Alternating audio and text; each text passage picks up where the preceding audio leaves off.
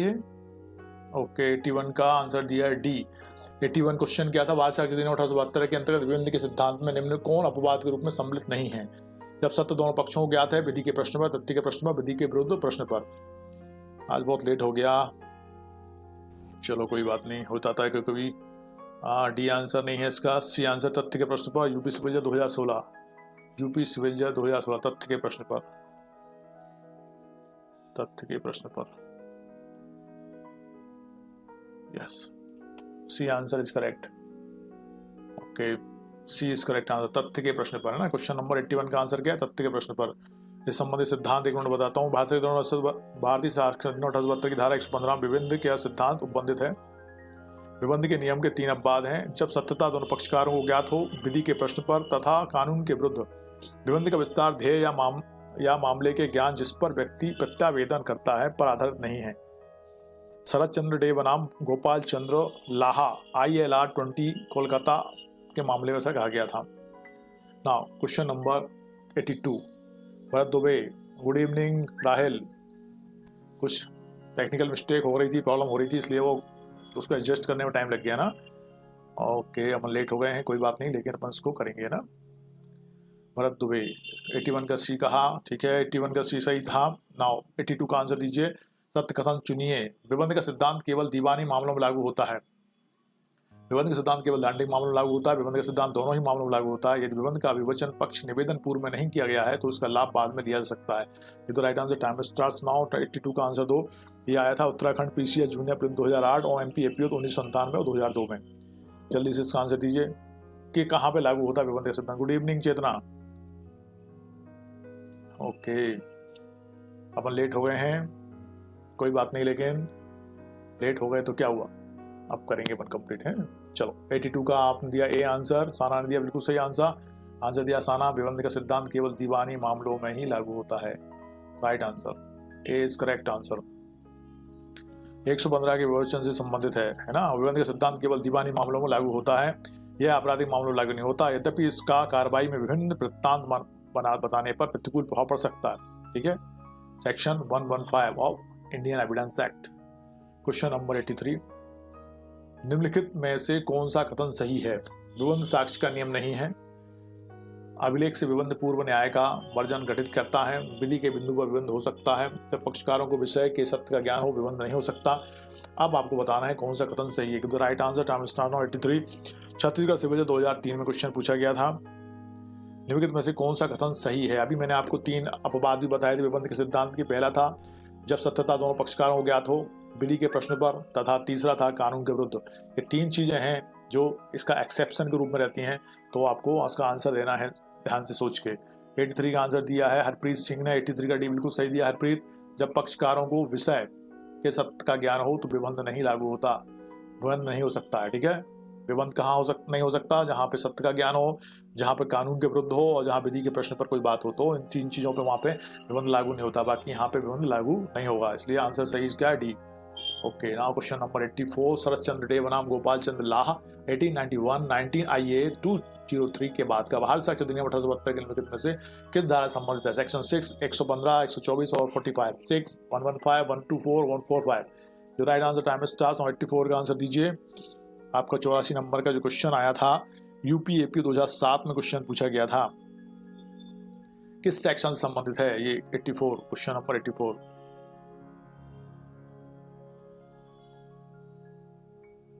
बताइए जल्दी से। 84 का बी आंसर दिया है सबसे पहले साना ने, हरप्रीत ने और पूजा सिंह ने भी दिया है। Okay Pooja, everybody is correct. Section 115 115 section 115 estoppel के सिद्धांत को प्रतिपादित करता है और उससे संबंधित है। 85 निम्नलिखित में से किस मामले में विबंध का सिद्धांत स्पष्ट रूप से तैयार किया गया था?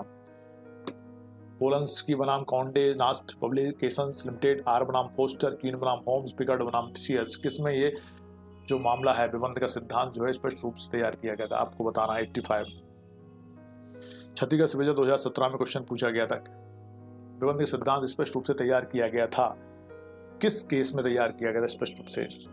बताइए।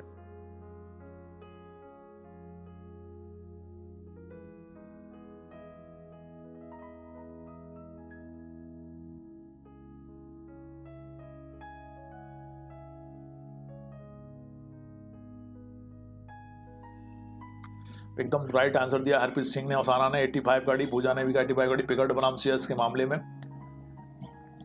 विबंध का सिद्धांत रूप से तैयार किया गया था, बिल्कुल सही। ना क्वेश्चन नंबर 86, निम्न में से कौन सा बात विबंध से संबंधित नहीं है? बलविंदर कौर बनाम पंजारा, श्री कृष्ण बनाम कुरुक्षेत्र विश्वविद्यालय, पिकर्ड बनाम सीएस, शरदचंद्र देव बनाम गोपाल चंद्र लाह। कौन सा संबंधित नहीं है बताना है हमको विबंध से। बताइए एक ऐसा होगा जो उससे संबंधित नहीं है, बताइए। बाकी 3 संबंधित हैं। उत्तराखंड पीसीएस जूनियर प्रीलिम्स 2011 कौन सा मामला है जो विबंध के सिद्धांत से संबंधित नहीं है? 86 का एक हरप्रीत ने वेरी फास्ट और वेरी गुड। बलविंदर कौर बनाम पंजारा, very good Harpreet. Now Pooja Singh ने कहा 86 का भी, 86 का भी नहीं है पूजा। ये संबंधित विबंध के सिद्धांत से, ये भी संबंधित है, ये भी संबंधित है और लाह का भी मामला भी संबंधित है, लेकिन बलविंदर कौर बनाम पंजाबराज संबंधित नहीं है। यहाँ बलविंदर कौर बनाम पंजाबराज का जो मामला है वो संस्कृति से संबंधित है। किससे संबंधित है? संस्कृति से संबंधित है। तो साना ने कहा 86 का डी नहीं है बेटा, ये तो है उसका मामला, उसी का मामला है। कौन सा मामला संबंधित नहीं है बताना था हमको, ये नहीं बताना था कि विबंध से संबंधित कौन सा है, कौन सा विबंध से संबंधित नहीं, लेकिन कौन सा बात विबंध से संबंधित है बताना है इस मामले में।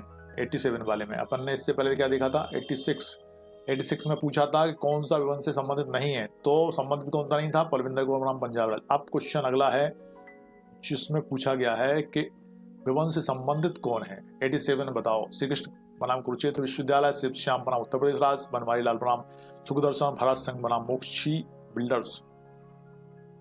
बिल्कुल सही। श्री कृष्ण बनाम कुरुक्षेत्र का जो मामला है विश्वविद्यालय का, वो विबंध से संबंधित है। बिल्कुल सही कहा आपने हरप्रीत। यह आया था उत्तराखंड पीसीएस जूनियर प्रीलिम्स 2012 में। शिक्षा संस्थानों के विरुद्ध विबंध से संबंधित है। इस बात में निर्णित किया गया कि जब किसी प्रत्याशी को परीक्षा में बैठने दिया जाए तो उसकी परीक्षा को रद्द नहीं किया जा सकता।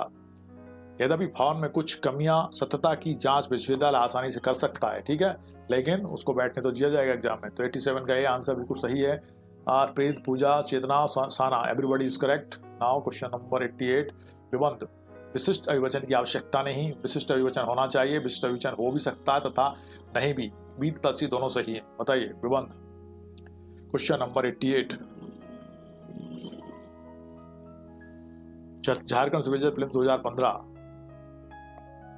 विबंध विशिष्ट अभिवचन की आवश्यकता नहीं, विशिष्ट अभिवचन होना चाहिए, विशिष्ट अभिवचन हो भी सकता है तथा नहीं भी। बताइए कौन सा सही होगा इसमें। 88 का आंसर बताओ जल्दी से, फास्ट।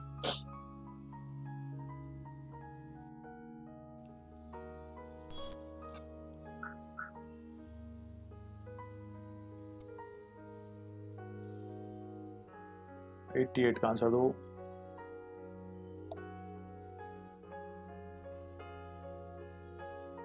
एट का बी कहा विशिष्ट अभिवचन होना चाहिए। किसने कहा है? पूजा ने कहा है, निशाना ने कहा है। बिल्कुल सही साना, विशिष्ट अभिवचन होना चाहिए सेक्शन। और क्वेश्चन नंबर 88 का बी आंसर बिल्कुल सही है, बहुत बढ़िया। 88 का भी हरप्रीत ने भी दिया है, भरत भी वो भी कह रहे हैं। पूजा 88 का सी नहीं है बेटे, विशिष्ट अभिवचन होना चाहिए। क्वेश्चन नंबर 89, निम्नलिखित बातों में से कौन सा बात विबंध पर है? निम्नलिखित बातों में से कौन सा बात विबंध पर है?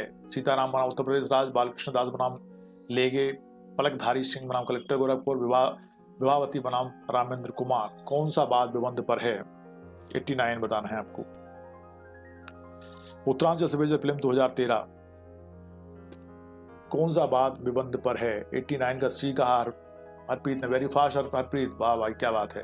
पलकधारी सिंह बनाम कलेक्टर गोरखपुर, बहुत बढ़िया बेटा। पलकधारी सिंह बनाम कलेक्टर गोरखपुर जो बात था इससे संबंधित है, का बात विबंध से संबंधित है। और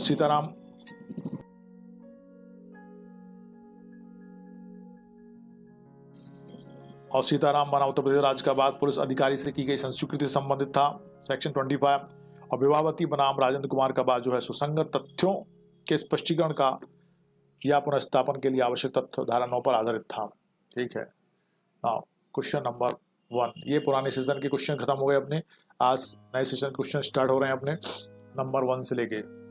बोलने में असमर्थ गवाह यदि न्यायालय में बयान लिखित में देता है, उस स्थिति में उसका साक्ष्य समझा जाएगा मौखिक साक्ष्य, अनुसूचित साक्ष्य, दस्तावेज साक्ष्य, द्वितीयक साक्ष्य। The right answer time starts now.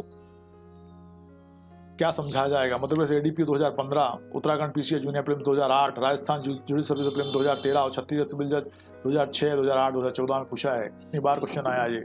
90 का ए कहा, किसने कहा है 90 का? हरप्रीत ने। वेरी फास्ट हरप्रीत, बहुत बढ़िया। मौखिक साक्ष्य है, बिल्कुल सही। ओरल एविडेंस में गिना जाएगा क्योंकि वो बोल नहीं सकता, बोलने में असमर्थ है, इसलिए लिख के दिखा रहा है, इसलिए वो मौखिक साक्ष्य के रूप में काउंट किया जाएगा।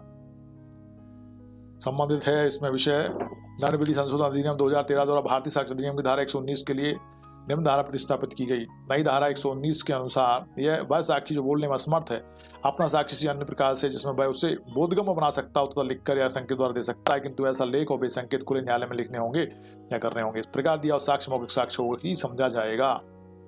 बहुत बढ़िया। Now question number 2, evidence bye डम witness by writing or by science is deemed to be secondary evidence, circumstantial evidence, documentary evidence, oral evidence. Give the right answer। अभी अपन ने क्वेश्चन को देखा, वही इंग्लिश में है। Bihar high judicial service prelims 2016, Uttarakhand APO 2016 में पूछा गया था, इसलिए इसको अपने रखा है यहाँ पे।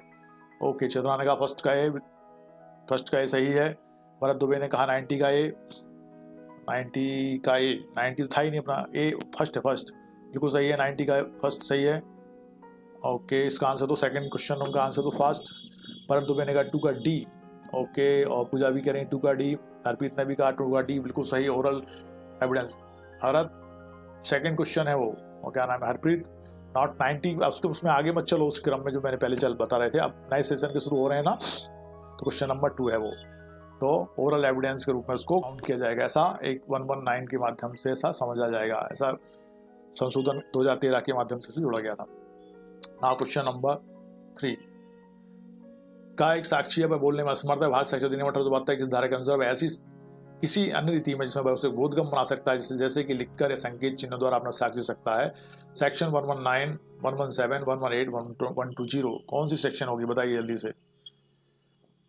3 अभी आपने देखा था, इसको वही क्वेश्चन है। राजस्थान एपीओ 2015, मध्य प्रदेश एपीओ 1997, फिर 2002, 2 टाइम्स मध्य प्रदेश में और 1 टाइम्स राजस्थान में आया ये। सब कुछ का आंसर पता। हरप्रीत ने कहा 3 का सी बिल्कुल सही। 119 सेक्शन 119 जो 2003-13 के संशोधन अधिनियम द्वारा प्रतिस्थापित की गई थी, बिल्कुल सही। भरत ने भी कहा है, और Sana, Chetna, Pooja, okay, everybody saying. Question number 4 अपहरण और बलात्कार के मामले में निरक्षर तथा गंवार युवती अभियोक्ता के द्वारा दिए गए साक्ष्य के मामले में पूर्वाभास और चूक स्वाभाविक है, जहां तक उसकी याददाश्त, निरीक्षण और घटनाओं की कड़ी के वर्णन का संबंध है। यह सर्वोच्च न्यायालय ने किस बात में कहा? मनोज यादव बनाम पुष्पा में स्टेट ऑफ यूपी बनाम छोटे लाल में, मधुबरा बनाम उर्मिला देवी में, लखन लाल बनाम स्टेट ऑफ बिहार में। Give the right answer. Time start now. 4 question number 4 का आंसर देना है। यूपी सिविल जज 2012, यूपी एपीओ प्रीलिम्स 2011 में क्वेश्चन पूछा गया था। किस केस में ऐसा हुआ था? किसका 4 का आंसर नहीं दिया अभी तक किसी ने? ओके, 4 का आंसर दिया है नहीं, अभी तक आया नहीं है।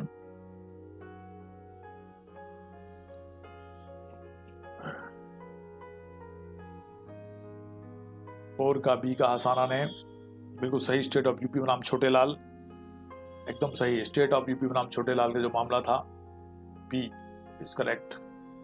उसमें कहा गया था कि अपहरण और बलात्कार के मामले नक्षत्र गंवार युवती अभियुक्ता के द्वारा दिए गए साक्ष्य के मामले विरोधाभास और चूक स्वाभाविक है, जहां तक उसकी याददाश्त, निरीक्षण और घटनाओं की कड़ी के वर्णन का संबंध है। ठीक है ना, तो हो सकते हैं चूक। तो हरप्रीत ने भी कहा 4 का बी, और 4 का डी कहा। चेतना ने डी नहीं है, चेतना बी है। पूजा 4 का सी नहीं है, बी है बेटा।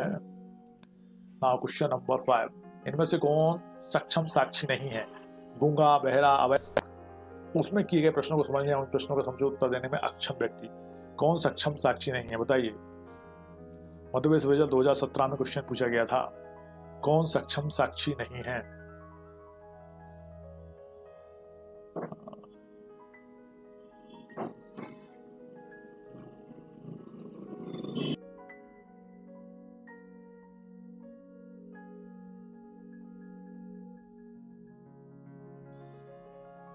तो बिल्कुल सही कहा 5 का डी। अर्पित, भरत, पूजा, उससे किए गए प्रश्नों को समझने या उन प्रश्नों का समुचित उत्तर देने में अक्षम व्यक्ति ही सक्षम साक्षी नहीं है। बाकी चाहे गूंगा हो, चाहे बहरा, चाहे वयस्क हो, ऐसे ही वो हैंडीकैप भी हो तो भी वो चलेगा। नाउ क्वेश्चन नंबर 6, भारत संविधान अधिनियम की धारा 118 के अधीन निम्न में से कौन सक्षम साक्षी नहीं है? बच्चा, अभियुक्त, पागल जो किसी अपने पागल बने उससे किए गए प्रश्नों को समझने में एवं उनको युक्तिसंगत उत्तर देने से निवारित हो। उपयुक्त सभी। बच्चा, अभियुक्त, बताइए, या उपयुक्त सभी में से कौन सक्षम साक्षी नहीं है?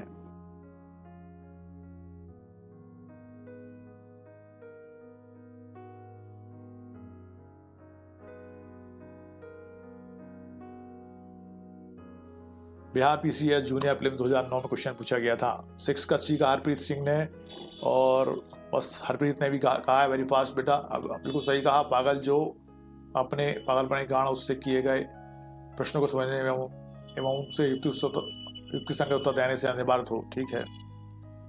क्वेश्चन नंबर 7, निम्नलिखित में से कौन सक्षम साक्षी नहीं है? शिशु, पागल, उन्मत्त व्यक्ति, जड़, निर्बुद्धि व्यक्ति, मूक व्यक्ति। क्वेश्चन नंबर 7 का answer UP APO 2002, UP lower 2002 में पूछा गया था।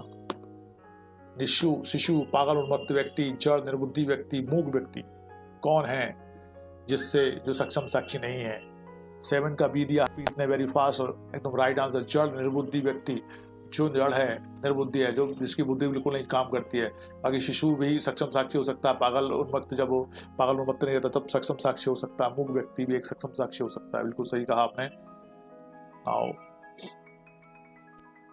बिल्कुल सही कहा है आपने। भारत संविधान अधिनियम की धारा 118 के अंतर्गत वे सभी व्यक्ति जो दिए गए प्रश्नों को समझने और उन प्रश्नों का उत्तर देने के योग्य सक्षम साक्षी होंगे, अतः जड़, निर्बुद्धि व्यक्ति सक्षम साक्षी नहीं है। बहुत बढ़िया। नाउ क्वेश्चन नंबर 8, किसे साक्ष्य देने में पूर्ण रूप से अक्षम माना गया है? पागल को, छोटा बालक, शिशु को, अति वृद्ध को, या इनमें से कोई नहीं? बताइए। अलग अलग टाइम में क्वेश्चन पूछे गए हैं, इसलिए मैं आपसे रख रहा हूँ। ये एमपी एपीओ 2008 अलग अलग टाइम में पूछे गए, अलग अलग तरीके से, इसलिए इनको रखा गया है। किसे साक्ष्य देने पूर्ण रूप से अक्षम माना गया है? बताइए। ए टू जेड मुझे sir is currently hearing in the civil जज that 3 years of experience is necessary. Yes बेटा, उसको रिकमेंडेशन के लिए अप्लाई किया है बीसीआई ने और स्टेट बार काउंसिल संशोधित की है इन्हें, और सुप्रीम उनसे ऐसा कह रहे हैं कि इसको कर देना चाहिए। 3 years का एक्सपीरियंस के लिए कर देना चाहिए, जैसे कि पिछले बार में होता था, पिछले समय में होता था ना।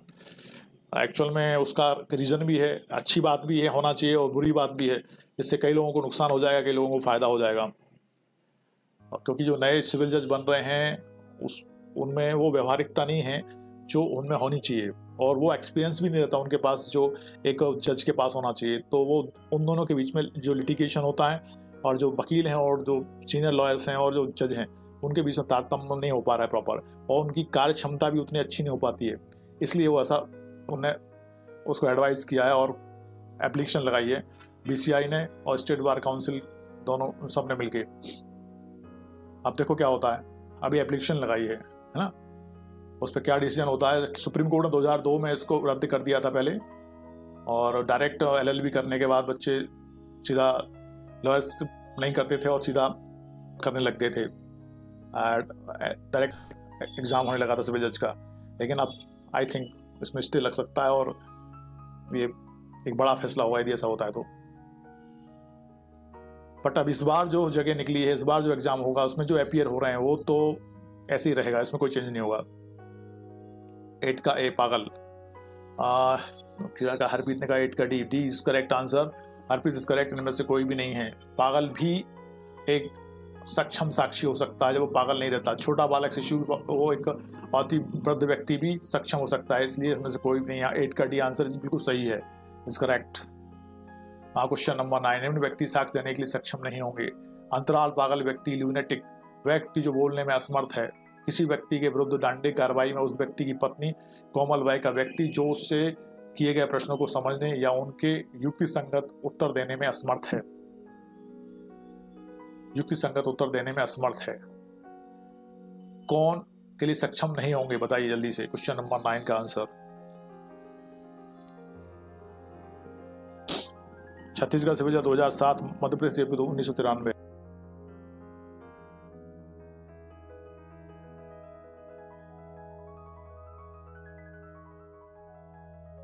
ओके, पूजा ने कहा, हरप्रीत ने कहा और चेतना ने 9 डी का, साना ने भी 9 का डी का है, बिल्कुल सही कहा है। कोमल वय का व्यक्ति जो उससे किए गए प्रश्नों को समझने या उनके युक्ति संगत उत्तर देने में असमर्थ है वही अक्षम है। सीधी बात है, अक्षम वही है जो नहीं समझ सकता कि उससे क्या क्वेश्चन पूछा गया है और उसका आंसर वो क्या देना चाहिए उसको। वही चाहे कैसा भी हो, चाहे पागल हो, चाहे वृद्ध हो, चाहे कितना भी उम्र का हो, यदि नहीं समझ सकता तो वो हो जाएगा। क्वेश्चन नंबर 10, किस प्रकार की कार्रवाइयों में पत्नी सक्षम साक्षी हो सकती है? सिविल कार्रवाइयों में, दंडिक कार्रवाइयों में वह साक्षी नहीं हो सकती। सिविल और दंडिक दोनों कार्रवाई में साक्षी हो सकती है। नीचे दिए कूट की सहायता से उत्तर हमको चुनना है, 1, 2 और 4, केवल 1, केवल 2, केवल 3। Give the right answer. Question number 10 का आंसर दीजिए फास्ट। यह आया था यूपी सप्लीमेंट 2007 में।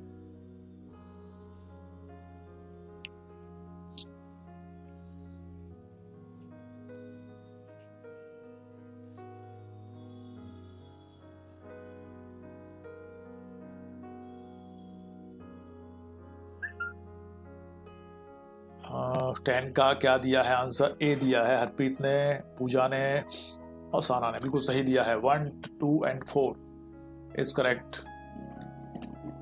सिविल कार्रवाइयों में भी हो सकती है, दंडिक कार्रवाइयों में भी हो सकती है और सिविल और दंडिक दोनों कार्रवाइयों में साक्षी हो सकती है। Right answer A is correct answer, बिल्कुल सही। क्वेश्चन नंबर 11, भारतीय साक्ष्य अधिनियम की धाराओं 123 और 124 में प्राप्त विशेषाधिकार भिन्न स्वरूप के हैं तथा भारतीय संविधान के अनुच्छेद 74 क्लॉज 2 से भिन्न या निश्चित होकर स्वतंत्र रूप से मांगे जा सकते हैं। उच्चतम न्यायालय ने अभिनिर्णित किया है। एसआर मुंबई बनाम भारत संघ में, भारत संघ बनाम एचएस ढिल्लो में, राजस्थान राज्य बनाम भारत संघ में, उत्तर प्रदेश राज्य बनाम राजनारायण में। Give the right answer. Time starts now.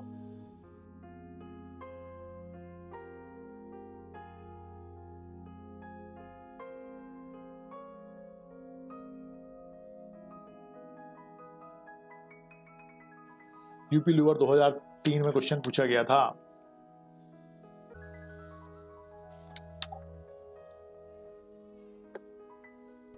उच्चतम न्यायालय ने एसआर मुंबई बनाम भारत संघ AIR 1994 सुप्रीम कोर्ट के मामले में निर्वात किया कि साक्ष्य अधिनियम की धाराओं 123 एवं 124 में निहित विशेषाधिकार भिन्न स्वरूप के हैं, ठीक है, भिन्न स्वरूप के हैं तथा भारत संविधान के अनुच्छेद 74 क्लॉज 2 से भिन्न या निश्चित होकर स्वतंत्र रूप से मांगे जा सकते हैं।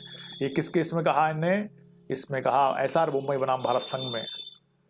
एसआर मुंबई बनाम भारत संघ, पार्ट दुबे ने कहा 11 का, बिल्कुल सही है, A is correct answer.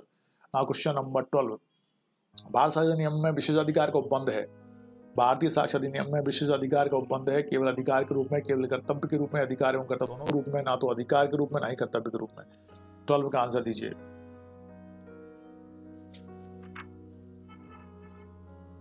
Uttarakhand civil 2009, Bharat साक्ष्य अधिनियम में विशेषाधिकार का उपबंध है। 12 का 1 कहा,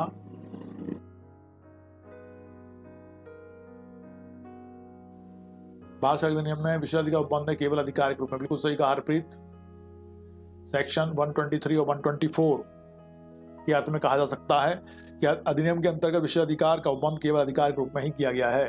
12 का 1 कहा पूजा ने, सारा ने 12 का सी कहा, 12 का सी नहीं है बेटा, 12 का ए है, बिल्कुल सही, केवल अधिकार के रूप में। 123 and 124 of Indian evidence act. Question number 13, सेलस पापुलिस लैक्स सूत्र के अर्थ हैं लोकमत सर्वोच्च है, व्यक्ति सर्वोच्च है, जनता कल्याण सर्वोच्च है, प्रत्येक सर्वोच्च है। बताइए 13। MP APO 2008 और यूपी लोअर 2003।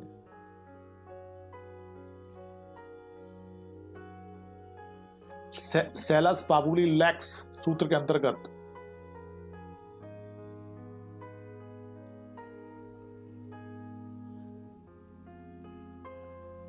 थर्टीन का सी, जनता का, जनता का, 13 का सी किसने कहा? अर्पित ने कहा, बिल्कुल सही। चेतना ने 13 का सी कहा, जनता का कल्याण सर्वोच्च है, बिल्कुल सही। इसका मतलब क्या है? सेलस पापुली लेक्स का माने इसका मतलब है लोक कल्याण की भावना सर्वोच्च विधि है। सेलस पापुली लेक्स, लोक कल्याण की भावना सर्वोच्च विधि है ना। तो 13 का C answer is correct. Sunanda 13 का सी है, C is correct answer. Now question number 14, Bharat साक्ष्य अधिनियम की किस धारा में लोक कल्याण की भावना सर्वोच्च विधि है सूत्र को समाहित किया गया है? 119, 115, 120, 123। बताइए 14। ओहो, कई बार पूछा गया। उत्तरांचल सिविल 2002 में, यूपी लोअर 2002 में, उत्तराखंड PCI जूनियर प्रीलिम्स 2002, 2014 में और यूपी सिविल प्रीलिम्स 2013 में।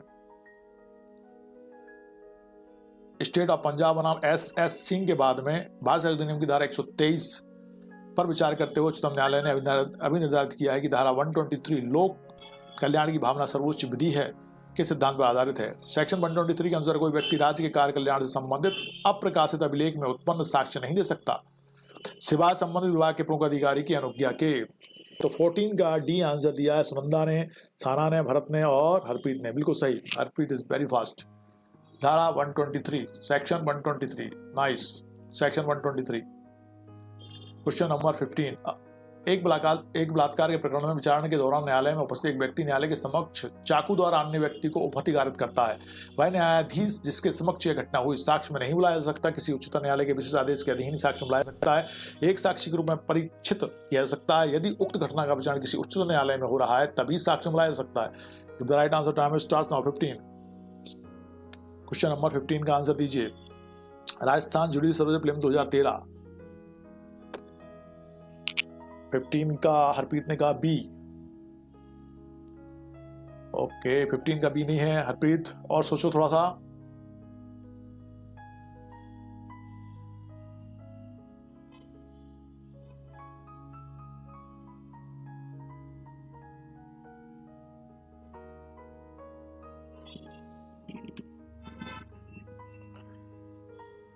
हरप्रीत ने कहा 15 का D. No, D C is correct answer. एक साक्षी के रूप में परीक्षित किया जा सकता है। एक साक्षी के रूप में परीक्षित किया जा सकता है। सेक्शन 121 के अनुसार एक न्यायाधीश की उन बातों के बारे में उस परिस्थितियों में उस समय घटित हुई थी जब वह ऐसे न्यायाधीश के नाते कार्य कर रहा हो परीक्षा की जा सकती है। उपरोक्त प्रश्न धारा के दृष्टांत गा पर आधारित है। ठीक है, परीक्षा की जा सकती है। 16 नीलम कश्यप ने कहा सी। सी बिल्कुल सही है नीलम। ओके 15 का सी है ना। साक्ष्य अधिनियम 1872 की धारा 122 के अंतर्गत विशेषाधिकार प्राप्त है पेशेवरों को, पत्नी और पति को, दंडाधिकारियों को, न्यायाधीशों को। किसको सेक्शन 122 के अंतर्गत विशेषाधिकार प्राप्त है बताइए। उत्तराखंड पीसीएस जूनियर प्रीलिम्स 2008 में, फिर 2009 में क्वेश्चन 2 टाइम्स रिपीट हुआ है। किसको अधिकार प्राप्त है सेक्शन 122 के अंतर्गत विशेषाधिकार किसको प्राप्त है? वेलकम बेटा हरप्रीत। साक्ष्य अधिनियम 1872 की धारा 122 के अंतर्गत विशेषाधिकार प्राप्त हैं किसको? 16 का सी कहा नीलम ने, बिल्कुल सही कहा Neelam, very fast and good answer. पत्नी और पति दोनों को सेक्शन 122 के अंतर्गत विशेषाधिकार प्राप्त हैं।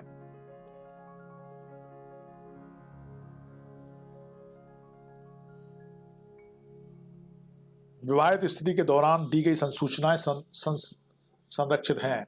विवाहित स्थिति के दौरान दी गई संसूचनाएं विशेषाधिकार के अंतर्गत आती हैं, तो इसलिए 16 का सी आंसर बिल्कुल सही है। चेतना ने भी कहा, हरप्रीत ने भी कहा है और साना ने भी कहा होगा। ओके, हाँ क्वेश्चन नंबर 17 है।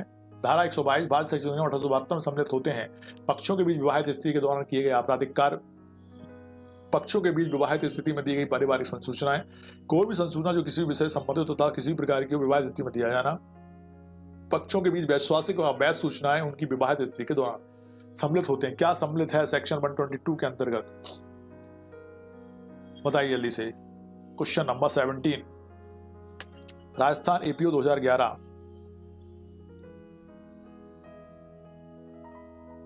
और 17 का दिया है आंसर सी हरप्रीत ने, और C is correct answer, not D not B, C is correct answer. कोई भी संसूचना जो किसी भी विषय संबंधित हो तथा किसी भी प्रकार की हो विवाहित स्थिति में दिया जाना संरक्षित रहेगी सेक्शन 122 के अंतर्गत।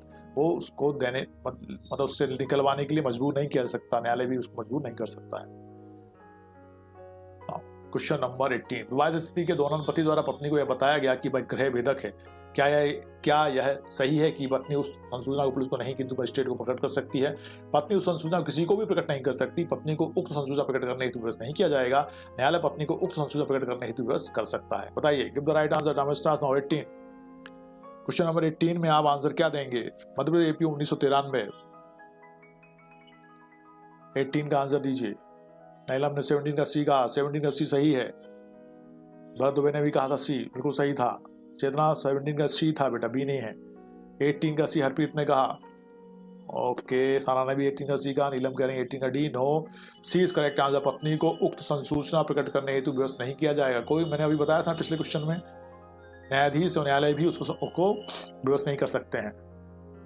विवाह के दौरान, वैवाहिक स्थिति के दौरान दी गई संसूचना चाहे किसी भी बारे में दी गई हो, तो मैं देखा था ना अभी पिछले क्वेश्चन में देखा था ना, कोई भी संसूचना जो किसी भी विषय संबंधित हो तथा किसी भी प्रकार की हो, विवाहित स्थिति में दी जाई है तो वो सेक्शन 122 के अंतर्गत संरक्षित है और उसको विवश नहीं किया जा सकता। नाउ तो 16 ओके, वही अपन ने देखा था ना, यहाँ पे पत्नी को उक्त संसूचना प्रकट करने हेतु विवश नहीं किया जाएगा। नाउ क्वेश्चन नंबर 19, विवाह के दौरान पति पत्नी के बीच का पत्र व्यवहार विशेषाधिकार युक्त नहीं है, जबकि दावा दंपत्ति के बीच में हो।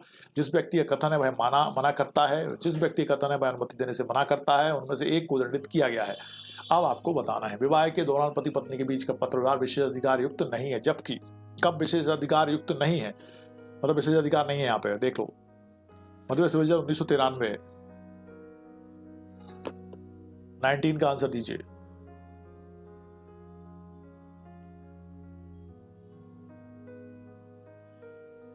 ओके, 19 का सी कहा है, जिस व्यक्ति कथन अनुमति देने से मना करता है। हरप्रीत क्या कह रहे हैं? 19 का ए बिल्कुल सही, A is correct answer, not C, not C, not C, A is correct answer. आपने सही कहा, दावा दंपत्ति के बीच में हो तब विशेषाधिकार खत्म हो जाते हैं, तब वे एक दूसरे की संसूचनाएं प्रकट कर सकते हैं और करेंगे एक दूसरे के खिलाफ, दावा दंपत्ति के बीच में हो, बिल्कुल सही।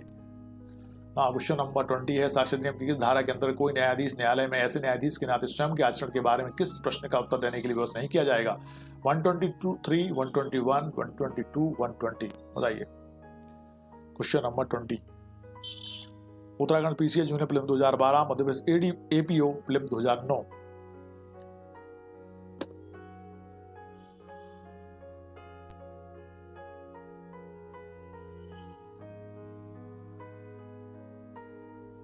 बिल्कुल सही कहा Harpreet, very fast, Sana is very fast. Section 121 इसके बारे में प्रावधान करता है। 121 साक्ष्य नियम की धारा 121 के अंदर किसी न्यायाधीश और मजिस्ट्रेट को न्यायालय में ऐसे न्यायाधीश के नाते स्वयं के आचरण के बारे में किसी प्रश्न का उत्तर देने के लिए विवश नहीं किया जाने का उपबंध किया गया है, किंतु उस न्यायालय के विशेष आदेश से ऐसा किया सकता है जिसके अधीन वह न्यायाधीश अथवा मजिस्ट्रेट है। मतलब अधीनस्थ न्यायाधीश है, यदि वो ऊपर वाला न्यायाधीश उसको ऐसा आदेश दे सकता है और उसको विवश कर सकता है, लेकिन समान रूप से वो विवश नहीं किया जाएगा। 121, ठीक है। ओके, 20 का सी कहा नीलम ने, और चेतना ने भी कहा, भरत दुबे ने भी कहा और प्रीत ने भी कहा है। नाइस। 21, पति व पत्नी एक दूसरे के विरुद्ध सक्षम साक्षी होंगे सिविल वाद में, अन्वेषण में, आपराधिक मामलों में, सिविल व आपराधिक मामलों में। बताइए किन मामलों में सक्षम साक्षी होंगे एक दूसरे के विरुद्ध? अब एक दूसरे के खिलाफ वो खड़े हो गए हैं, तो अब मध्य प्रदेश एडीपीओ 2015 किन मामलों में एक दूसरे के विरुद्ध सक्षम साक्षी होंगे? और 21 का डी कहा हरप्रीत ने, नीलम ने और चित्रा ने, भरत दुबे ने, बिल्कुल सही। 21 का ए नहीं है भरत, सिविल व आपराधिक दोनों मामलों में जब एक दूसरे के खिलाफ खड़े हो जाते हैं तो एक दूसरे को कमजोर कर देते हैं और गुप्त संसूचनाएं जो उनको दी गई थी वो आपस में एक दूसरे के खिलाफ उपयोग करके एक दूसरे को हरा देते हैं। क्वेश्चन नंबर 22, निम्नलिखित में से कौन सा एक साक्ष्य विधि में विशेषीकृत संसूचना नहीं है? पति द्वारा अपनी पत्नी को संसूचना, एक बीमार व्यक्ति द्वारा उसके डॉक्टर को संसूचना, पिता द्वारा उसके पुत्र को संसूचना, मुवक्किल द्वारा अपने वकील की संसूचना। कौन साक्ष्य विधि में विशेषीकृत संसूचना नहीं है, विशेषाधिकृत संसूचना नहीं है? बताना है आपको, बताइए। 23,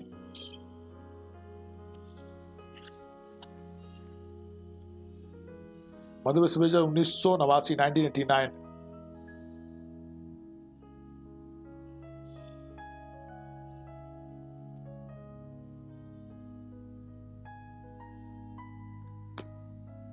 और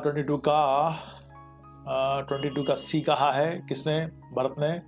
हरप्रीत का 22 का बी, साना का 22 का बी, चेतना भी का 22 का बी, बिल्कुल सही है। बी एवं सी दोनों ही हैं, बी एंड सी। एक बीमार व्यक्ति द्वारा उसके डॉक्टर को संसूचना, पिता द्वारा उसके पुत्र को संसूचना, ये दोनों ही विशेषाधिकार संसूचनाएं नहीं है, तो आंसर इसका क्या हो जाएगा? बी एंड सी।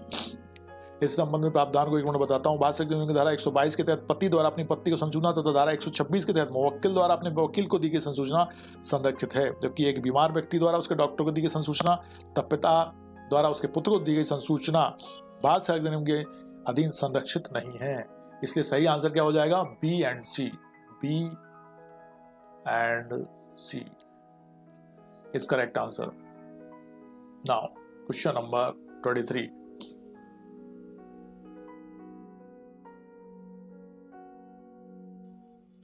भारतीय साक्ष्य अधिनियम 1872 की इस धारा के तहत किसी लोक अधिकारी को शासकीय विश्वास में दी गई संसूचना को प्रकट करने के लिए बाध्य नहीं किया जा सकता है। 123, 125, 124, 126 बताइए। क्वेश्चन नंबर 23, झारखंड सिविल जज प्रीलिम्स 2014।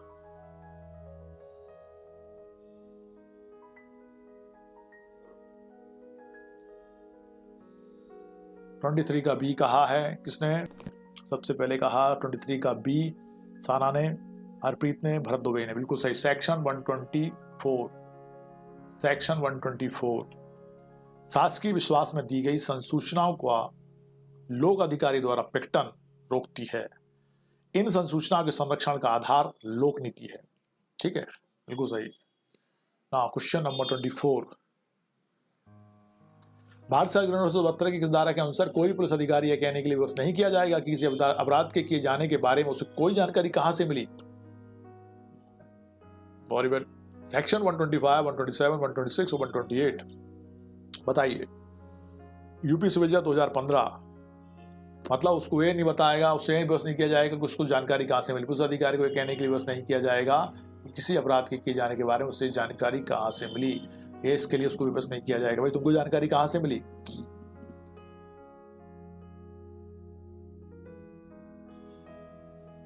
ट्वेंटी 24 का ए कहा है, हरप्रीत ने कहा 24 का ए, साना ने भी कहा और भरत ने भी। बिल्कुल सही। सेक्शन 125 इसके बारे में प्रावधान करती है। सेक्शन 125 के अनुसार कोई मजिस्ट्रेट या पुलिस अधिकारी यह कहने के लिए विवश नहीं किया जाएगा, पुलिस अधिकारी और मजिस्ट्रेट दोनों हैं, किसी अपराध किए जाने के बारे में उसे कोई जानकारी कहां से मिली। और किसी भी राजस्व अधिकारी को यह कहने के लिए विवश नहीं किया जाएगा कि उसे लोक राजस्व के विरुद्ध किसी अपराध के किए जाने के बारे में जानकारी कहां से मिली। मतलब लोक राजस्व अधिकारी हो गया, पुलिस अधिकारी हो गया और मजिस्ट्रेट भी हो गया। यदि उनको जानकारी कहीं से मिल रही है तो उनसे यह नहीं पूछा जाएगा कि उनको जानकारी मिली कहां से। बिल्कुल सही है।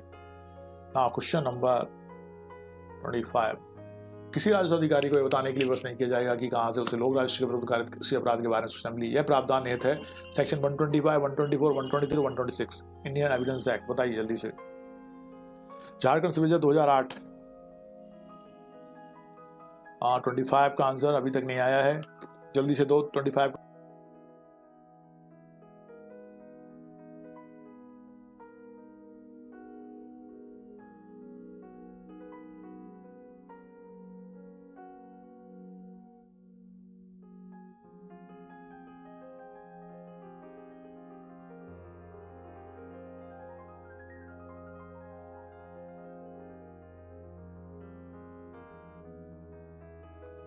एकदम सही। A is correct answer. धारा 125 साक्ष्य अधिनियम। अब यार बताया था राजस्व अधिकारी, मजिस्ट्रेट, पुलिस अधिकारी है ना, उनको दी गई, उनको कहां से सूचना मिली इसके बारे में उनको विवश नहीं किया जाएगा बताने के लिए। क्योंकि में से कौन विशेष अधिकार प्राप्त संसूचना नहीं है? वैवाहिक संसूचना, पितृत्व संसूचना, व्यवसायिक संसूचना, शासकीय संसूचना। विशेष अधिकार प्राप्त संसूचना नहीं है, बताना है आपको। 26 यह आया था उत्तराखंड स्पेशल जूनियर प्रीलिम्स 2013 में। कौन सी संसूचना है जो विशेषाधिकार प्राप्त नहीं है? 26 का आंसर दीजिए।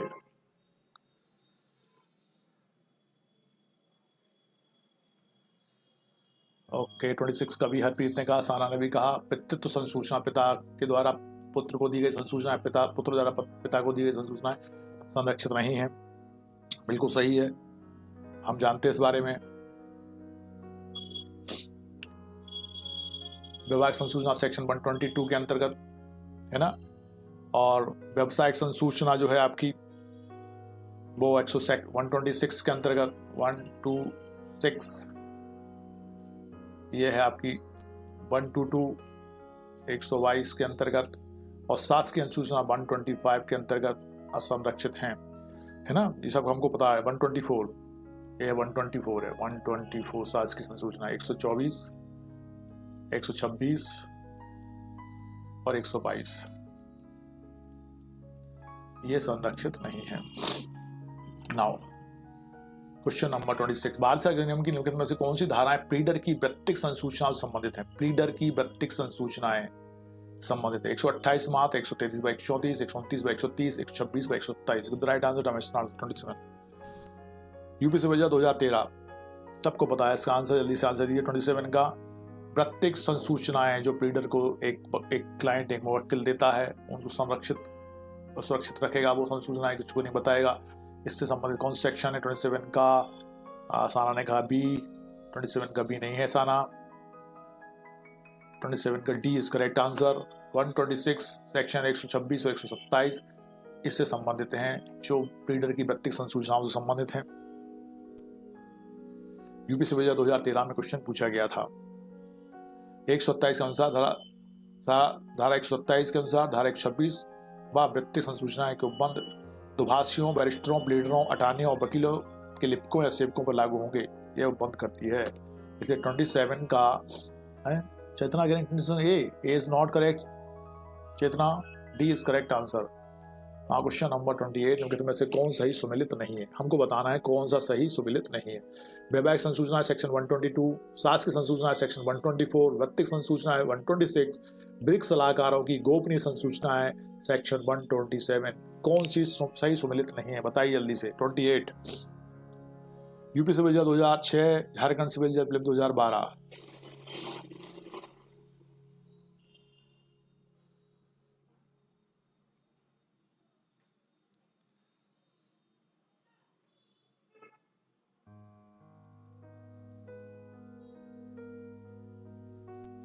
अमजद खान कह रहे हैं 27 का ए सही है। चेतना ने कहा 27 का ए, 27 का डी है, डी। हरप्रीत ने कहा 28 का बी। साज के संशोधन सेक्शन 124 में ही तो हैं।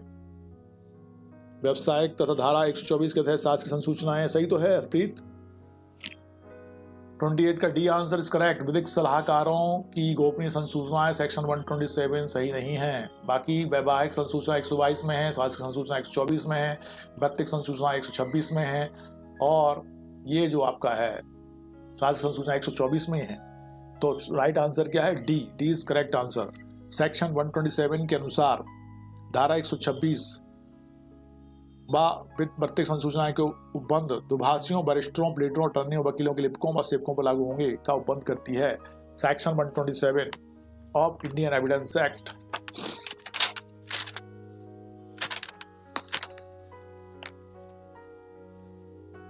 एक 27 है section 126 to apply to interpreters etc. धारा 126 दुभाषियों आदियों को लागू होगी। 127 ये कहता है, क्या कहता है कि धारा 126 दुभाषियों आदि को लागू होगी, जबकि 126 वैयक्तिक संसूचनाएं हैं। ठीक है, 120 तो इसका आंसर क्या हो गया? डी हो गया। हरप्रीत सही कर लेना उसको ना। सेक्शन 127 में क्या है? सेक्शन 126 से संबंधित संसूचनाओं के बारे में है ना, इसलिए 127 विधिक सलाहकारी गोपनीय संसूचनाओं से संबंधित नहीं है। नाइस। नाउ क्वेश्चन नंबर 29, का ने एक अधिवक्ता खा से उसकी मुंशी गा की उपस्थिति में यह कथन किया कि का ने चोरी का अपराध किया है। कौन सा कथन गलत है? न्यायालय में खा को यह कथन देने की अनुमति नहीं दी जा सकती कि का ने उसके समक्ष चोरी करना स्वीकार किया था। का की स्पष्ट अनुमति से खा को वैसा कथन देने की अनुमति दी जा सकती है। खा के मुंशी गा को का द्वारा खा के समक्ष अपराध स्वीकृति बाबत कथन करने की अनुमति नहीं दी जा सकती है। खा का को वैसा करने की अनुमति नहीं दी जा सकती है। बताइए। 29 मध्यप्रदेश विभाजन 1986 1986 में क्वेश्चन आया था।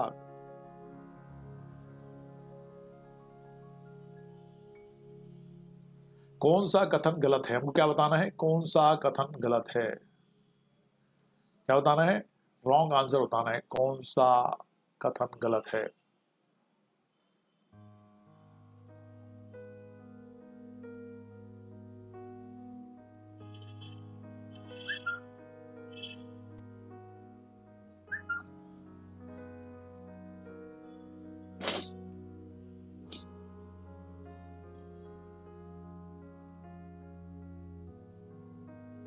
सेक्शन 127 हरप्रीत।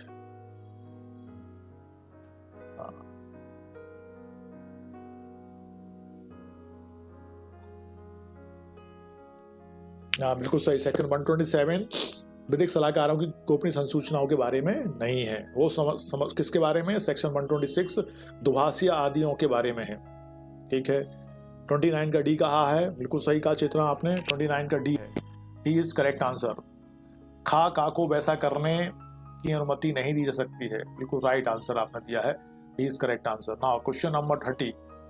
ए एक मुवक्किल बी एक वकील से कहता है, मैं फर्जी डीड का उपयोग करके एक संपत्ति पर कब्जा करना चाहता हूं, जिसके लिए मैं आपके द्वारा मुकदमा दर्ज करने का अनुरोध करता हूं। साक्ष्य अधिनियम की धारा 126 के अनुसार इस वार्तालाप की कानूनी स्थिति क्या है? वार्तालाप प्रकटीकरण से सुरक्षित है, वार्तालाप प्रकटीकरण सुरक्षित नहीं है, सीमित सुरक्षा प्रदान की जा सकती है, इस वार्तालाप को अस्वीकार किया जा सकता है। Give the right now, the timer starts now. Different question है, अच्छा क्वेश्चन है, आंसर दीजिए। छत्तीसगढ़ सर्वे 2017 एमपी एपी 1995। 29 का तो हो गया, अब अगला क्वेश्चन दो फटाक से। 29 का डी आंसर बिल्कुल सही दिया है आप लोगों ने। अब 30 का आंसर देना है। हरप्रीत सिंह का 30 का ए, सारा ने कहा 30 का ए, भरत ने कहा 30 का ए। बिल्कुल गलत है, ए इज नॉट करेक्ट। वार्तालाप प्रकटीकरण से सुरक्षित नहीं है। आप इसमें डिफरेंस कर नहीं पाए लगता है। ए मुवक्किल बी वकील से कहता है, मैं फर्जी डीड का उपयोग करके, अभी उसने कुछ अपराध किया नहीं है, फर्जी डीड बना के अपराध करने जा रहा है और वकील से कह रहा है कि आप मेरा सहयोग करो, मुकदमा दर्ज करके फर्जी डीड के माध्यम से अपन मुकदमा दर्ज करते हैं और अपन जीतते हैं, फिर अपन आधा कर लेंगे, कुछ भी कहता है वो। तो यहाँ पे वकील साहब शामिल हो गए हैं और ऐसी जो वार्तालाप है प्रैक्टिकल से सुरक्षित नहीं है। ठीक है। वहीं वो दूसरी तरफ यदि कोई व्यक्ति जाके कहता है, मैं मर्डर करके आया हूं, मैंने ऐसे ऐसे मारा व्यक्ति को और मैंने ये अपराध किया है, अब मेरा आप मामला लड़िए, तो वो जो उनका बीच का कन्वर्सेशन है वो वार्तालाप प्रैक्टिकल से सुरक्षित है। लेकिन यहाँ पे वो अभी उसने क्राइम किया नहीं, क्राइम करने जा रहा है, उससे पहले आया है और कह रहा है कि मैं ऐसा करने वाला हूं, तो ये वार्तालाप सुरक्षित नहीं है। ध्यान रखना, इसमें दोनों में डिफरेंस करना हमेशा। 30 का बी आंसर बिल्कुल सही सुनील ने दिया है। Okay, B is correct answer, yes not A, B is correct answer. 30 का बी। भारतीय साक्ष्य अधिनियम की धारा 126 के पंतुक 1 के अनुसार किसी भी अवैध प्रयोजन को अग्रसर करने में दी गई कोई संसूचना प्रकटीकरण से संरक्षित नहीं है। नाउ क्वेश्चन नंबर 31 का जो अभिभाषक खा का मुवक्किल खा को बताता है कि मैंने डकैती की है और मैं आपसे अपना प्रतिरक्षण कराना चाहता हूं, क्या यह कहना सही है? का उक्त संसूचना को प्रकट करने के लिए किसी भी समय अनुज्ञात नहीं किया जाएगा। न्यायालय खा को उक्त संसूचना प्रकट करने हेतु विवश कर सकता है। खा उक्त संसूचना प्रकट करने हेतु ऐसे किसी भी समय स्वतंत्र होगा जबकि का द्वारा उसके साथ वकालत संबंधी अनुबंध बिना किसी समुचित कारण के समाप्त कर दिया गया हो। उक्त कोई भी कथन सही नहीं है। The right answer now starts now. 31 ध्यान से आंसर क्वेश्चन देना, आंसर देना बेटा। MP AP 1993 2008। ओके, 31 का ए कहा है, वेरी फास्ट भरत दुबे ने। भरत बिल्कुल सही बेटा, एग्जैक्टली 31 का यही है। का उक्त संसूचना को प्रकट करने के लिए किसी भी समय अनुज्ञात नहीं किया जाएगा, चाहे वो उसके साथ वकालतनामा का अनुबंध तोड़ दे, है ना, कभी भी उससे वो उस जो संसूचना उसको दी गई है कि भाई मैं डकैती करके आया हूं ना, उसकी संसूचना उसके बारे में जानकारी वो नहीं देगा, ये संरक्षित है section 126 of Indian evidence act के अंतर्गत। इसे 31 का ए आंसर लगभग सबने दिया। हरप्रीत, पूजा, अमजद, साना। ओके, 32 बाल साक्ष्य अधिनियम की निम्नलिखित में से कौन सी धाराएं प्लीडर की वृत्तिक संसूचनाओं से संबंधित हैं? प्लीडर की वृत्तिक संसूचनाओं से संबंधित, अभी मैंने क्वेश्चन देखा था, सेम क्वेश्चन है, फिर से आया है। 128, 133, 134, 130, 126 बाद 127। ये तो right answer. Time is now 32। बताइए जल्दी से। ये आया था उत्तराखंड एपीओ 2016 में, इसलिए इसको रखा गया है। भले ये रिपीट हुआ है, अलग टाइप से पूछा है, इसलिए अपन इसको रखेंगे। हाँ, बिल्कुल सही आंसर दिया 32 का साना ने, वेरी फास्ट। साना, धारा 126 व 127 प्लीडर की वृत्तिक संसूचनाओं से संबंधित हैं। अपन कई बार इसके बारे में बता चुका हूं मैं। हरप्रीत ने कहा, पूजा ने भी कहा, भरत ने भी कहा। Okay, now question number 33। एक अपराधी अपने अभिभाषक से कहता है कि मैं आपको अपना अभिभाषक नियुक्त करना चाहता हूं क्योंकि मैंने मिलावट पूर्ण हल्दी का उत्पादन किया है। क्या न्यायालय इस कथन को अभिभाषक से साक्ष्य बताने के लिए बाध्य कर सकता है? हाँ, नहीं, अभियुक्त की शिक्षा पर निर्भर है। उपयुक्त आवा सत्य है। ओहो, बताइए कितना राइट आंसर। 33 मध्यप्रदेश विजय 1989।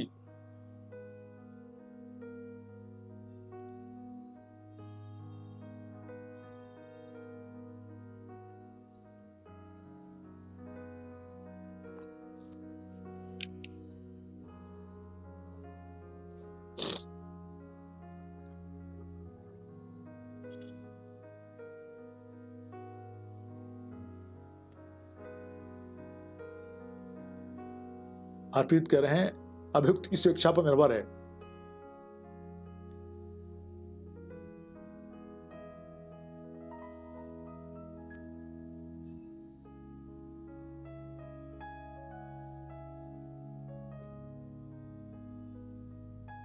ओके, पूजा ने कहा 33 का ए, हरप्रीत कह 33 का सी, सारा ने कहा 33 का ए, हरप्रीत भी कह रहे हैं 33 का ए, 33 का बी कहा है सुनील ने। Okay, B is correct answer. नहीं, राइट आंसर इज नो। बात कर बताने के लिए बात कर सकता है, नहीं कर सकता। इसके कारण सुने, ये संसूचना व्यक्तिगत संसूचना होने के कारण धारा 126 का दिन संरक्षित है जब तक कि उसे बताने के लिए मुवक्किल ने अभिव्यक्त सम्मति ना दे दी हो। धारा 126 के अन्य अपवादों के अंतर्गत ये नहीं आती है। ठीक है। Now question number 34। भारतीय साक्ष्य देने 1872 धारा 23 की कोई भी बात किसी बैरिस्टर, प्लीडर, अटॉर्नी या वकील को किसी ऐसी बात को साक्ष्य देने से छूट देने वाली नहीं मानी जाएगी जिसका साक्ष्य देने के लिए उसे विवश किया जा सकता है। ऐसा उपबंधित है भारतीय साक्ष्य देने 1872 की धारा 127 में, 129 में, 128 में, 126 में। बताइए।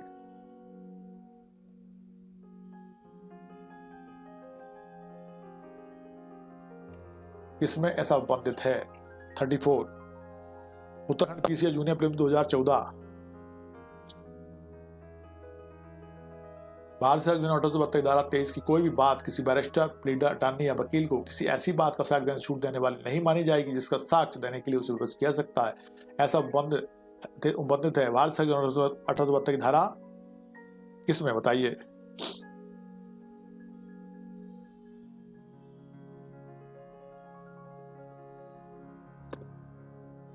आ, 34 का आंसर है,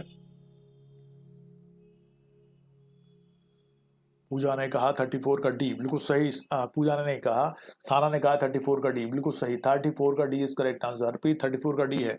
सेक्शन 126 भारत सेक्शन 1872 की धारा 23 की कोई बात किसी बैरिस्टर, प्लीडर, अटॉर्नी या वकील को किसी ऐसी बात का साक्ष्य देने से छूट देने वाली नहीं मानी जाएगी जिसका साक्ष्य देने के लिए धारा 126 जिसका साक्ष्य देने के लिए धारा 126 के अधीन उसे विवश किया जा सकता है। और ये धारा 23 का स्पष्टीकरण है। सेक्शन 23 का ये स्पष्टीकरण है। Section 23 of Indian evidence act, section 23 है ये। 46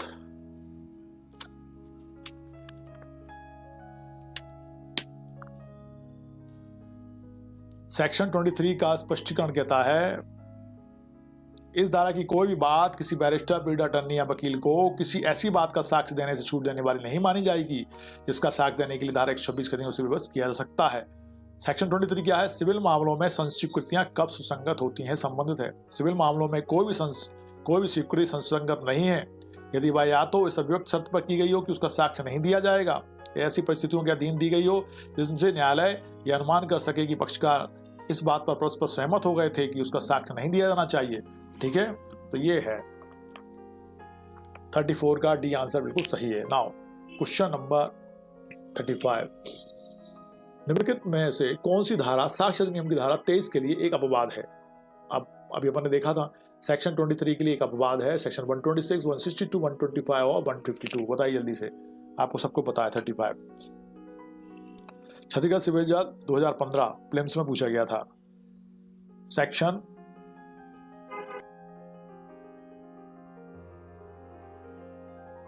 35 का ए आंसर बिल्कुल सही है। No, right answer, yes yes. Section 126 इसका अपवाद है सेक्शन 23 का।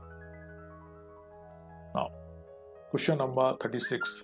सह अपराधी के संबंध में निम्नलिखित कथनों में से कौन सा एक सही है? एक, सह अपराधी एक आरोपी व्यक्ति के खिलाफ एक सक्षम गवाह नहीं होगा। एक सह अपराधी एक आरोपी व्यक्ति के खिलाफ एक सक्षम गवाह होगा। एक सह अपराधी को अपुष्ट साक्ष्य के आधार पर कोई सजा नहीं सुनाई जाएगी। एक सह अपराधी की गवाही की हमेशा पुष्टि की जाएगी। बताइए क्या सही होगा? कौन सा कथन सही है? हमें बताना है राइट स्टेटमेंट। 36 छत्तीसगढ़ सिविल जज प्रीलिम्स 2015।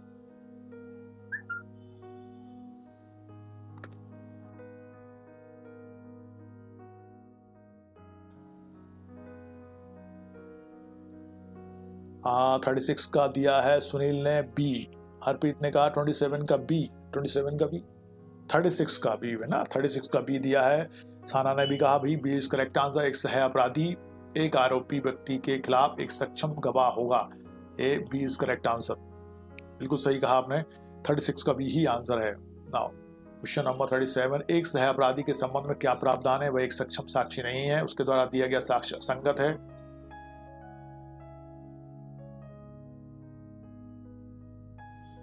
उसके साक्ष्य को आंख मूंद कर विश्वास करना चाहिए, उसका साक्ष्य धारा 114 133 साक्ष्य अधिनियम के अंदर सुसंगत है। बताइए जल्दी से। 37 मध्यप्रदेश विजय 1999 में क्वेश्चन पूछा गया था।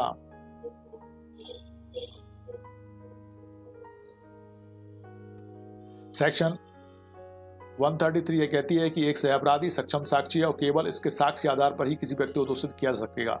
सेक्शन 114 खा कहती है कि सह अपराधी के साक्ष्य को अन्य स्वतंत्र साक्ष्यों से संपुष्ट कर लेना चाहिए। गुप्तचर उत्पीड़न के कारण रिश्वत देने वाला व्यक्ति तथा बलात्कार से पीड़ित लड़की सक्षम साक्षी हैं। ओके, नाउ क्वेश्चन नंबर 37 का डी दिया है आंसर। पूजा ने, सुनील ने, साना ने और भरत ने, ओके, और हरप्रीत ने भी। D is correct answer. उसको साक्ष्य धारा 114 एवं 133 साक्ष्य अधिनियम के अंतर्गत सुसंगत है, इसलिए एक सह अपराधी के संबंध में एक प्रावधान है। बिल्कुल सही। नाउ क्वेश्चन नंबर 38, निम्नलिखित में से कौन सह अपराधी है? गुप्तचर, उत्पीड़न के कारण रिश्वत देने वाला व्यक्ति, बलात्कार के पीड़िता लड़की, अभियोजिका, वैश्या, कौन सह अपराधी है बताना है आपको यहाँ पे। 38 यूपीएपीओ 2002, 2005, 2007, उत्तराखंड सिविल जज 2005, यूपी लोअर सप्लीमेंट 2002, 2003, कौन सह अपराधी है इनमें से?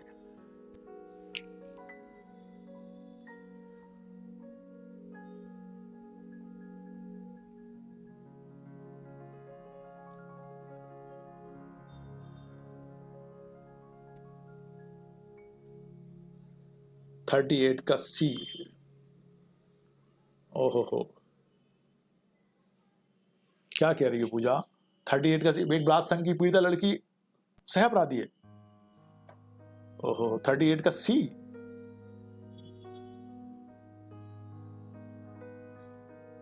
हरप्रीत सिंह 38 का डी। हाँ, D is correct answer Harpreet, लेकिन C is correct not correct answer है ना।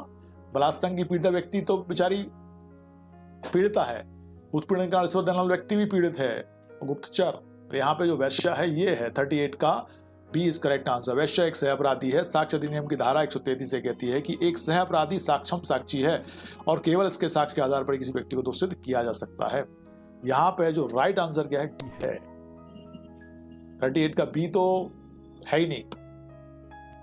उत्पीड़न के कारण रिश्वत देने वाला व्यक्ति, उत्पीड़न हुआ है उसका, फिर वो दे रहा है, खुशी खुशी दे रहा है, कोई एक अपना काम उसको फटाफट कराना है, वो सह अपराधी होगा। उत्पीड़न हुआ है उसका, परेशान है, उसको धमकाया गया है, देगा नहीं तो तेरा हम काम नहीं करेंगे, तो वो उत्पीड़न का रिश्वत दे रहा है, तो सह अपराधी थोड़ी होगा।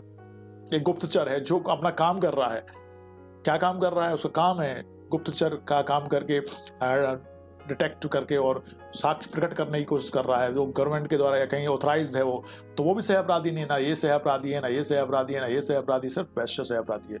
ओके, नाउ 39 सह अभियुक्त की अपराध स्वीकृति को माना जाता है। मजबूत साक्ष्य, कोई साक्ष्य नहीं, कमजोर साक्ष्य, पर्याप्त साक्ष्य। सह अभियुक्त की अपराध स्वीकृति को माना जाता है। मजबूत साक्ष्य, कोई साक्ष्य नहीं, कमजोर साक्ष्य, पर्याप्त साक्ष्य। बताइए जल्दी से। 39 का आंसर दीजिए फास्ट। 26 विजय 2017 सह अपराधियों की अपराध स्वीकृति को माना जाता है। 39 का आंसर दिया है मजबूत साक्ष्य। किसने? सुनील ने। 39 का बी भरत ने बिल्कुल सही कहा है। B is correct answer. मजबूत साक्ष्य नहीं है, कमजोर साक्ष्य। अपराध सह अभियुक्त की अपराध स्वीकृति को क्या माना जाता है? कमजोर साक्ष्य माना जाता है।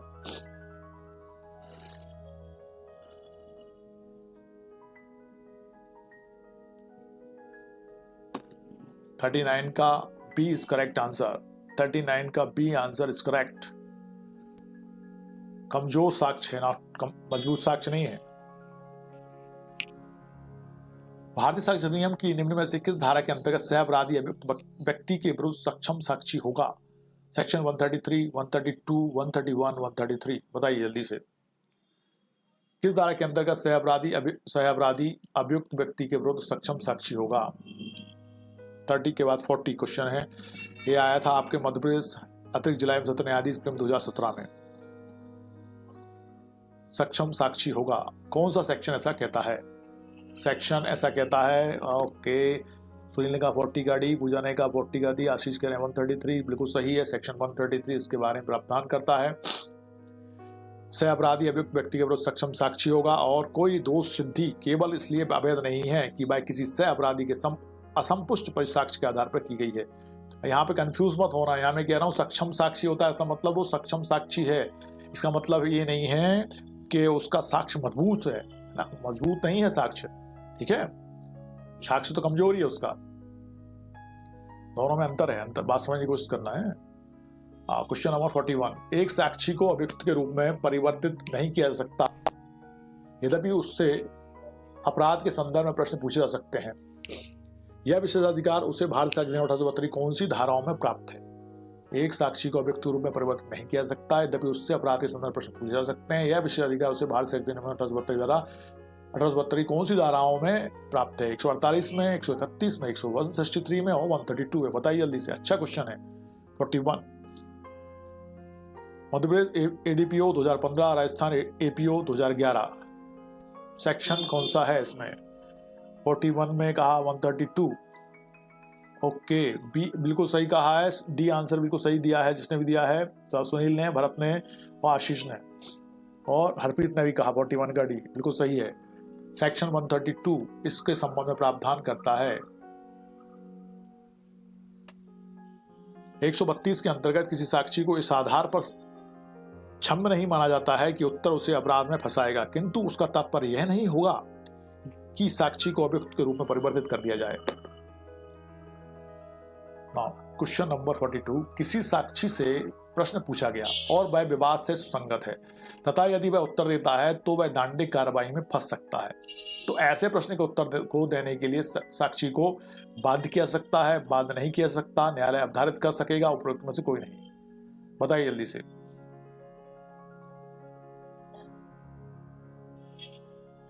42,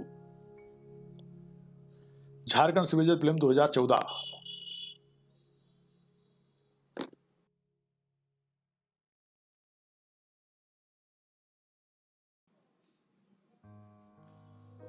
आशीष ने कहा बी, बाध्य नहीं किया सकता है। 42 का बी नहीं है, 42 का ए आंसर इज करेक्ट, बाध्य किया जा सकता है। अभी तो बताया था मैं, किसी साक्षी को प्रश्न पूछा गया विवाद से सुसंगत है तथा यदि वो उत्तर देता है तो वह दंडिक कार्रवाई में फंस सकता है। तो ऐसे प्रश्न को उत्तर देने के लिए साक्षी को बाध्य किया जा सकता है, भले ही वो फंस रहा है, लेकिन उसको, इसका मतलब ये नहीं है कि उसको अभियुक्त में परिवर्तित कर देंगे। अभी आप पिछले क्वेश्चन में देखा था ना बनने कि साक्षी को अभियुक्त के रूप में परिवर्तित कर दिया जाता है, ऐसा नहीं होगा। इसका तात्पर्य नहीं है कि उसको अभियुक्त रूप में परिवर्तित कर देंगे, लेकिन यदि वो फंस रहा है तो भी उसको बाध्य किया जा सकता है। 42 का बी, 42 का बी नहीं, ए इज करेक्ट आंसर। अधिनियम की धारा 132 बंद करती है कि कोई साक्षी किसी प्रश्न का उत्तर जो विवादित तथ्यों के सुसंगत है देने से बच नहीं सकेगा। इन आधारों पर कि वह उत्तर उसे किसी दंड या सख्ती या संप्रहण के अधीन करते हैं या करने की प्रवृत्ति रखते हैं, परंतु ऐसे किसी उत्तर को जिसके लिए सक्षम के लिए साक्षी को बाध्य किया गया है उसके विरुद्ध साबित नहीं किया जाएगा और ना उसके आधार पर उसको अभियोजित ही किया जाएगा। इसलिए ये आंसर बिल्कुल सही है। Now question number 43, last question है आज का, कल इसके आगे चलेंगे। भारत से अधिनियम की निम्नलिखित धाराओं में से किसका संबंध सहअपराधी से है? सेक्शन 30, सेक्शन 134, सेक्शन 133 और 29। जल्दी से बताइए आंसर। भारत से अधिनियम की निम्नलिखित धाराओं में से किसका संबंध सहअपराधी से है? 30, 134, 133, 29। अभी अपन ने देखा था इसको। 43, ये आया था आपके राजस्थान एपीओ 2015, झारखंड सिविल जज film 2012, Uttarakhand PC junior film 2011, 13, 15, UP APO film 2011। 45 का नहीं है, 43 है बेटा, 43 का आपने दिया answer B, B is correct answer. Section 133 इससे संबंधित है। साहित्य धारा 133 का संबंध सहअपराधी से है। सेक्शन 30 का संबंध आपके सहअभियुक्त से है। सेक्शन 29 गुप्त रखने के वचन से है और सेक्शन 134 साक्ष्यों की संख्या से संबंधित है। ठीक है, वेलकम बेटा Harpreet, good night to all. आज लेट हो गया था लेकिन मेरा टाइम अभी इससे ज़्यादा मैं अभी नहीं दे सकता ना, 10:30 से ज़्यादा हो गया है, अपन को 10:30 तक क्लास ख़त्म करनी थी। स्टार्टिंग में कोई टेक्निकल मिस्टेक के कारण आवाज़ चली गई थी, इसके कारण स्ट्रीम बंद करके वापस मुझे उसको सेटिंग करके चालू करना पड़ा है ना। मिलते हैं कल इसी टाइम 9 से लेके 10:30 बजे तक, 9 to 10:30 है ना। Good bye, sorry good night to all, take care, take rest.